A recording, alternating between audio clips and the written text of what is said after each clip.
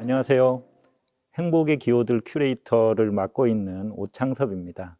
코로나19 사태로 인해서 행복의 기호들 전시가 온라인으로 바뀌게 됐어요. 웹사이트라든가 출판이라든가 가용 가능한 매체를 최대한 활용해서 기획 내용을 보여주고자 합니다. 지금 여기 디자인 뮤지엄 이 공간에서 애초에 계획되었던 전시품 중에 일부를 앞에 놓고 설명을 곁들여서 영상 전시도 함께 기획을 해보았습니다. 앞으로 5회에 걸쳐서 일상의 행위와 관련된 디자인 문화에 대해서 생각해보는 시간을 갖도록 하겠습니다. 오늘은 첫 시간으로 듣는 행위에 관해서 이야기해 보도록 하겠습니다. 우리는 다양한 소리를 들으면서 생활을 합니다. 그 소리 중에는 우리의 의지와 무관하게 들리는 소리들도 있고 듣겠다는 어떤 의지를 가지고 듣는 소리들도 있습니다. 소리는 본래 고유한 기원을 가집니다. 고유한 장소성을 가집니다. 파도 소리는 바다에 가야 들을 수 있습니다. 파도가 부딪히는 소리를 우리가 파도 소리라고 하는데 그거는 바다에서만 들을 수 있어요. 반면에 메아리는 산에 가야 들을 수 있습니다. 그러니까 바다에서 메아리 소리를 듣거나 산에서 파도 소리를 듣는 것은 어렵습니다. 근데 그럼에도 불구하고 우리는 언제 어디서나 무슨 소리든 들을 수 있는 그러한 시대에 살아가고 있습니다. 소리의 어떤 고유함이라든가 장소성이 해체된 그런 시대에 살고 있는 것입니다. 일종의 분열증의 시대라고 말할 수 있을 것 같습니다. 이러한 분열증은 소리를 저장하고 재생하는 매체가 등장하면서 시작되었다고 할 수 있습니다. 축음 기술은 우리가 잘 알고 있듯이 에디슨에 의해서 처음 고안되었습니다.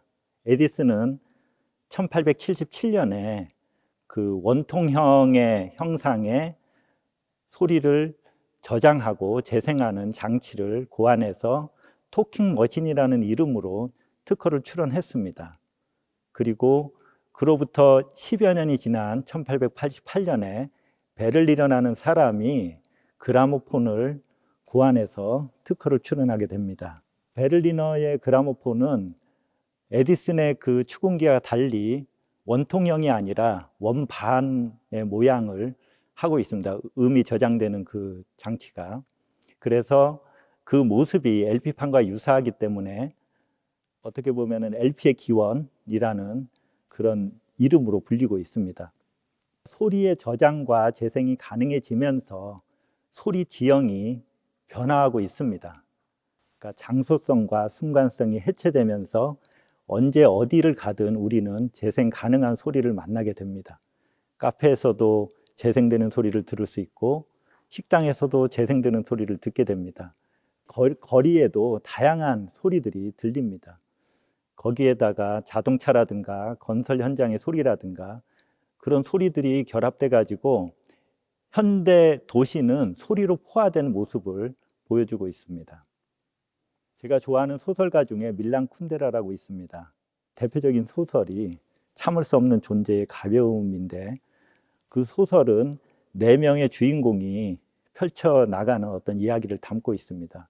지금 제가 보여드리고 있는 이 부분은 그 참을 수 없는 존재의 가벼움 중의 일부입니다. 프란츠라는 인물과 사비나라는 인물이 대화하는 장면입니다. 여기에 보면은 프란츠가 사비나에게 얘기를 합니다. 음악을 좋아하지 않아? 사비나가 그 물음에 대답을 하는데 좋아하지 않는다고 답을 합니다. 그리고 덧붙이는데 혹시 다른 시대에 산다면 몰라도. 그리고 그녀는 음악이 눈 덮인 웅장한 침묵의 들판에서 활짝 핀 한 송이 장미와 흡사했던 요한 세바스찬 바흐의 시대를 생각했다라고 적혀 있습니다. 문장이 굉장히 아름다운데 한번 상상을 해보시면 하얀 눈 덮인 눈이 하얗게 이렇게 펼쳐진 그 침묵의 들판에 빨간 장미 한 송이가 마치 이렇게 피어 있는 그런 이미지를 떠올리시면 될 거예요. 그 장미가 음악인데 그런 침묵이 깔려 있는데 장미가 한 송이 딱 펼쳐진 것처럼 그런 음악이 그런 방식으로 존재하는 시대, 그런 시대를 사비나는 얘기를 하고 있는 거예요. 산업화 이전의 음악, 저장과 재생이 불가능했던 시절의 음악은 지금 우리가 듣고 있는 음악과는 다른 느낌이었을 것 같습니다. 사실 사비나는 그 얘기를 하기 전에 이런 얘기를 했어요. 이건 악순환이야. 음악을 점점 크게 트니까 사람들은 귀머거리가 돼. 그런데 귀머거리가 되니까 볼륨을 높일 수밖에 없지. 지금 사비나가 얘기한 요 내용은 지금 현재 우리의 상황을 잘 얘기해 주는 것 같아요. 소리는 침묵과 고요함이라는 배경을 필요로 합니다. 그런데 지금은 소음이 배경인 시대예요. 그러니까 소리가 자꾸자꾸 높여질 수밖에 없는 거예요. 볼륨이 계속 높아질 수밖에 없는 것 같습니다. 그런데 한편으로 생각해 보면 아이러니인 것 같아요.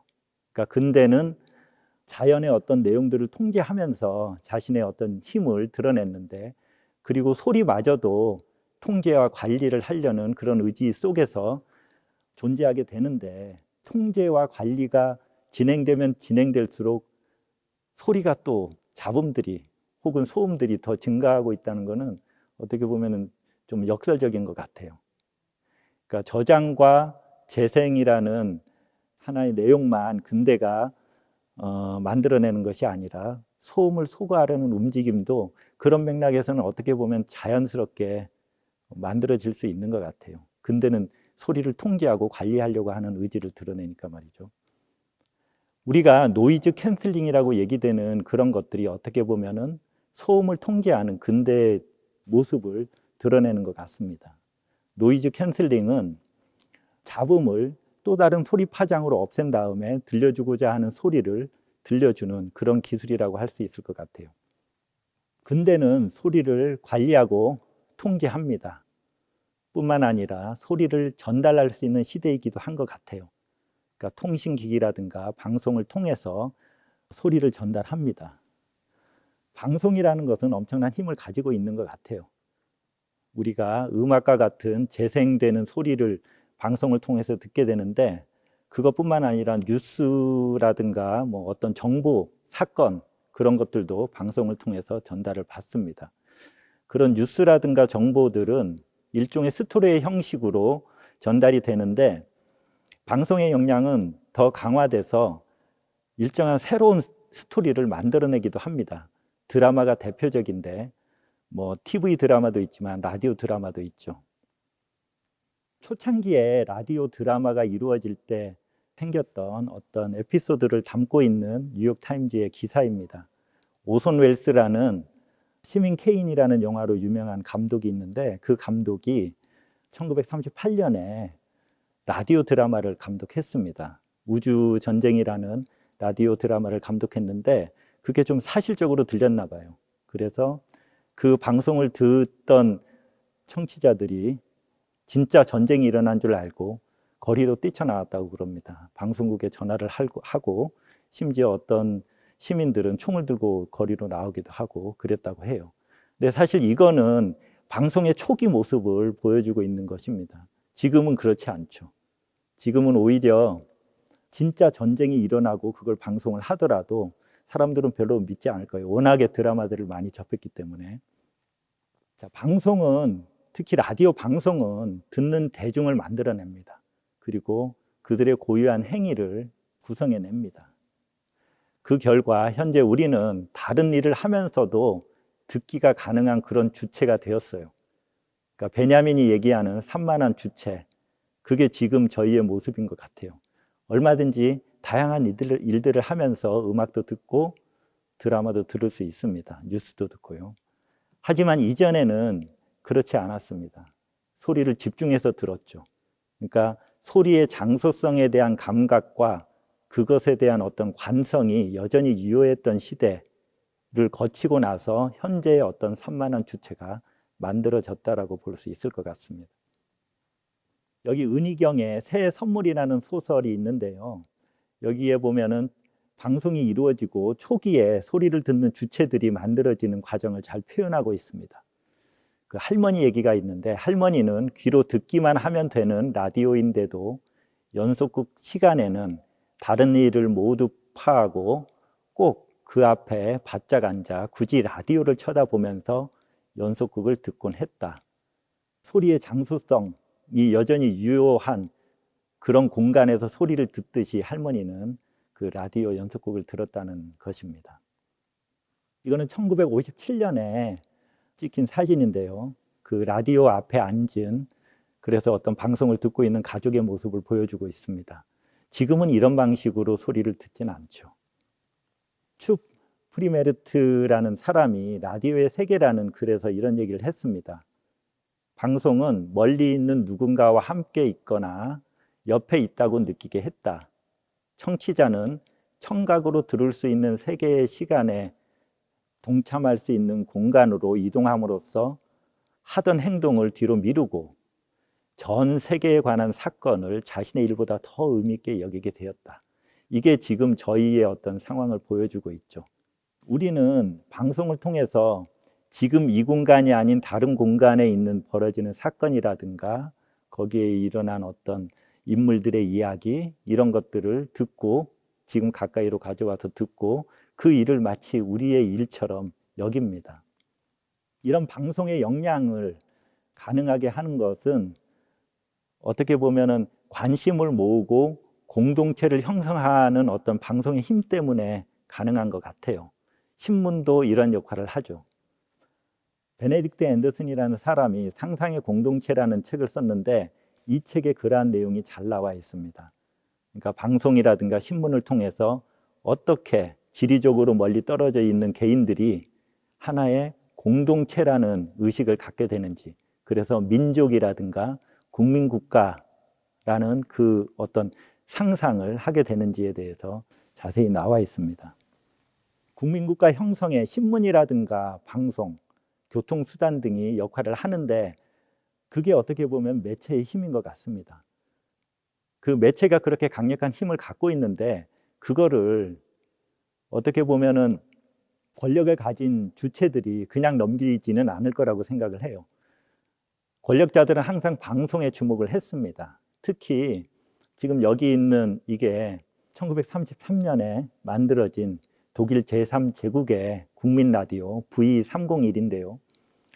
이게 갖고 있는 내용을 보면은 그러한 내용들을 확인할 수 있어요.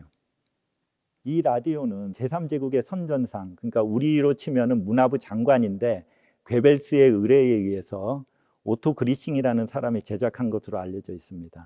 그 라디오의 명칭인 V301의 V는 국민 라디오라는 의미의 독일어의 약자를 딴 것이고 301은 히틀러가 권력을 잡은 1월 30일을 기념하기 위해서 붙여진 이름입니다. 이 V301이 나오고 한 6년 정도 지난 1939년에 독일 가구의 70% 이상이 라디오를 소유하게 되었다고 합니다. 이 라디오는 괴벨스의 기획으로 만들어졌기 때문에 괴벨스의 입이라는 별명을 가지고 있었어요.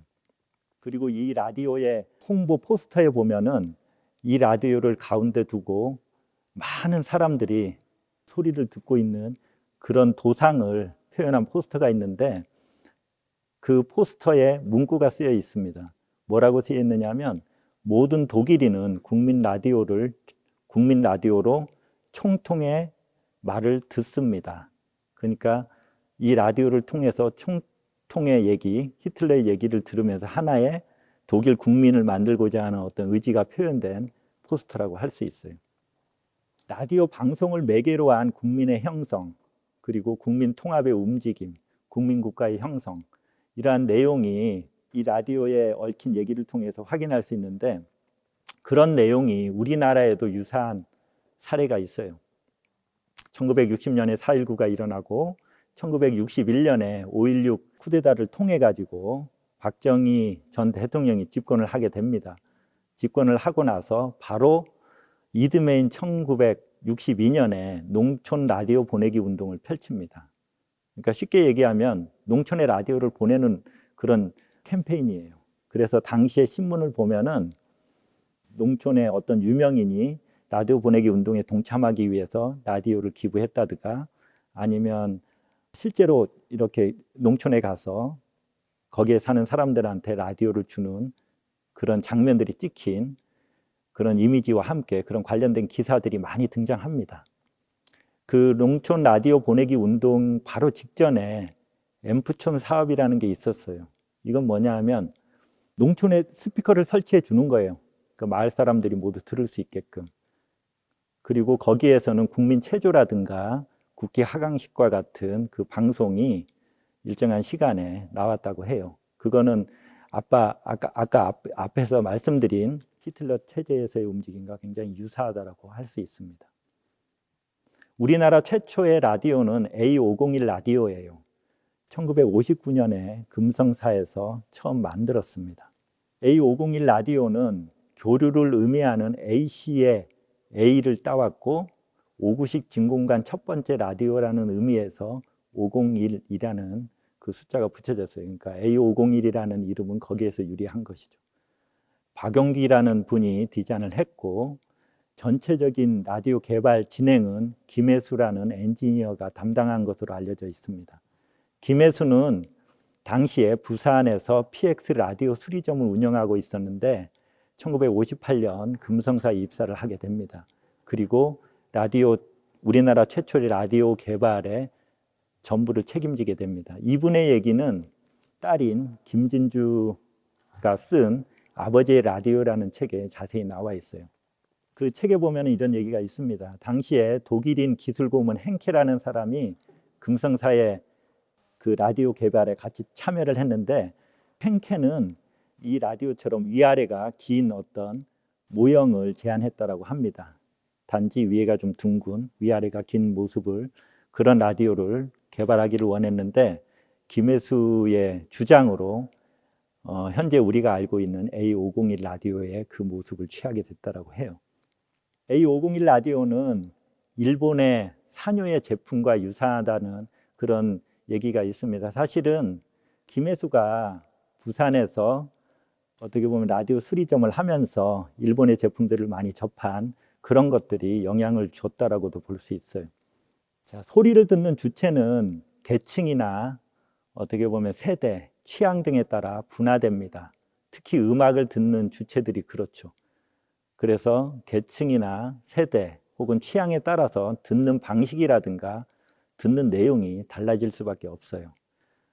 소리를 들려주는 제품들이 이후에 많이 생산되고 개발되는데 그래서 분화된 계층이나 세대 아니면 취향 등에 의지해서 제품을 개발해 왔습니다. 그리고 한편으로는 그런 개발을 통해 가지고 계층이나 세대, 취향 등을 더 분화시키고 분화를 공고히 하고 심화시키는 역할들을 했어요. 마이마이는 삼성전자에서 1981년에 생산한 제품인데 휴대용 카세트 플레이어가 그러한 어떤 모습을 보여준다라고 할 수 있어요. 마이마이는 헤드폰 잭이 2개 있어서 두 사람이 함께 음악을 들을 수 있었어요. 그리고 마이마이가 1981년에 만들어진 이후에 금성사에서는 아하라는 제품을 그리고 대우전자에서는 요요라는 제품을 만들어서 판매를 했습니다. 그 마이마이 광고에서 알 수 있듯이 이 제품은 젊은 층을 대상으로 했어요.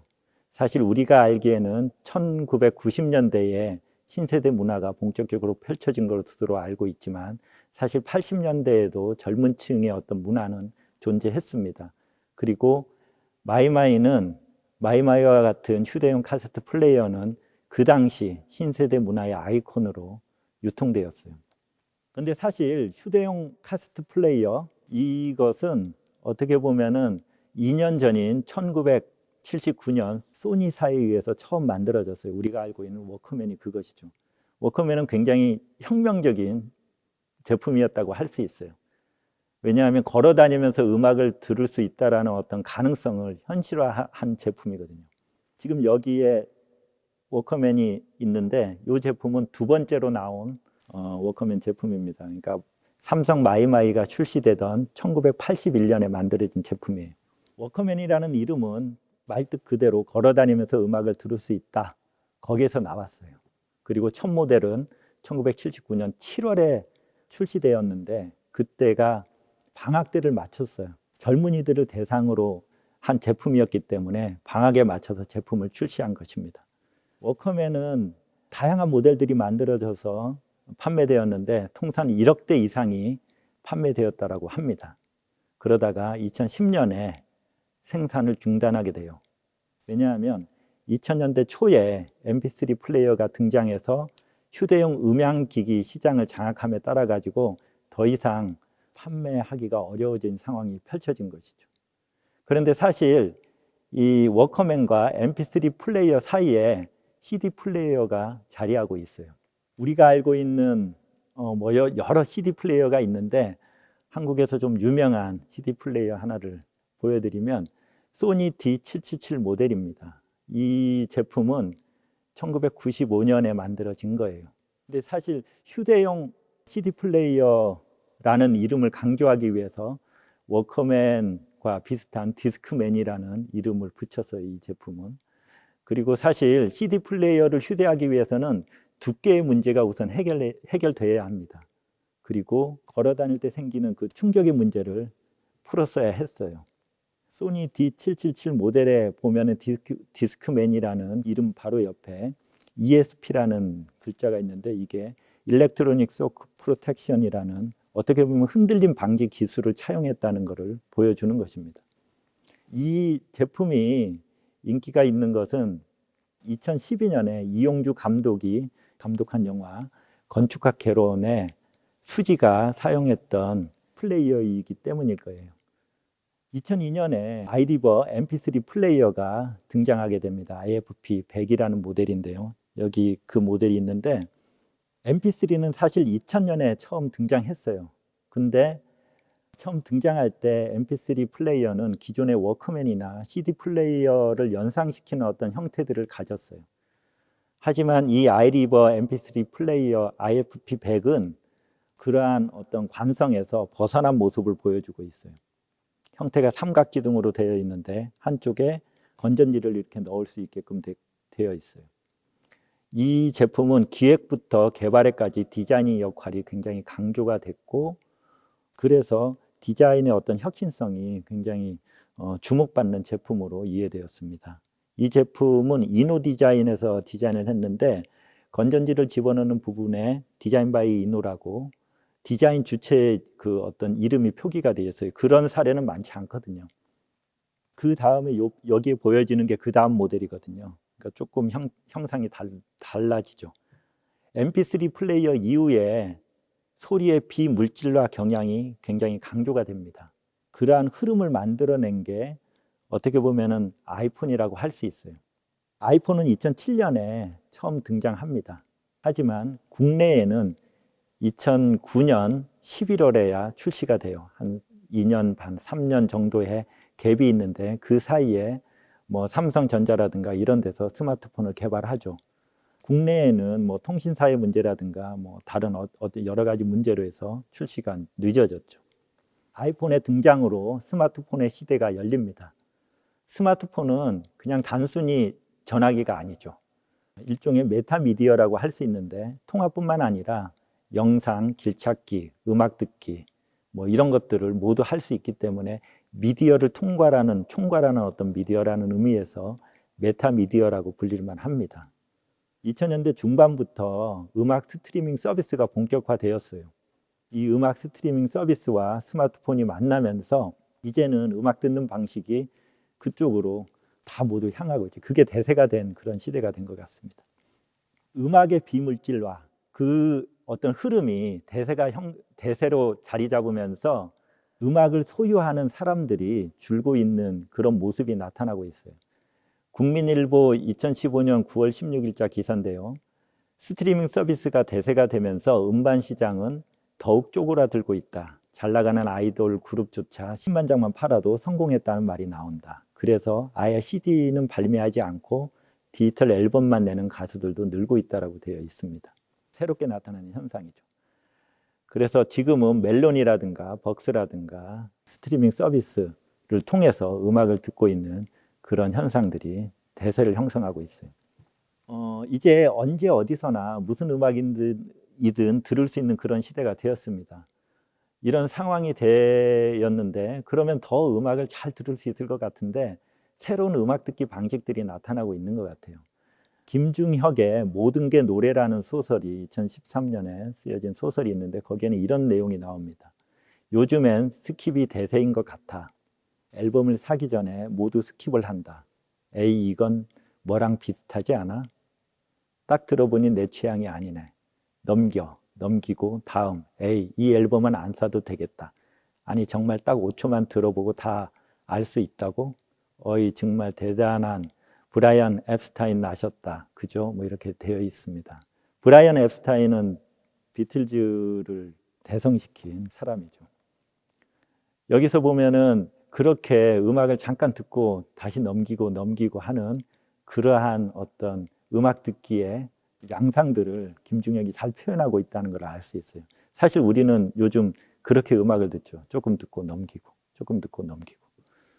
그런데 지금 또 흥미로운 현상이 하나 나타나고 있는데 그게 뭐냐 하면 LP로 음악을 듣는 어떤 현상들이 나타나고 있는 거예요.